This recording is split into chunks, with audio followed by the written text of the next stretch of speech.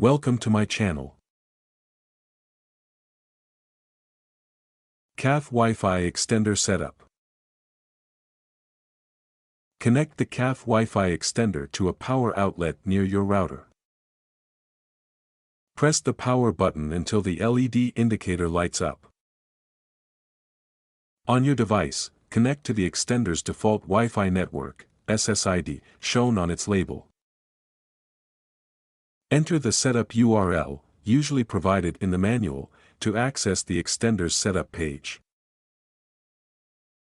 Use the default login credentials, often admin and password, listed in the manual or on the device.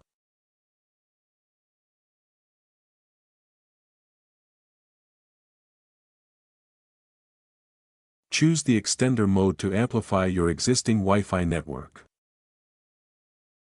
Let the extender scan for available networks and select your router's SSID. Input the Wi-Fi password of your main router to connect and extend the network. Save and apply the settings to finalize the setup process. Move the extender to a location between your router and the area where you need better coverage, and test the signal.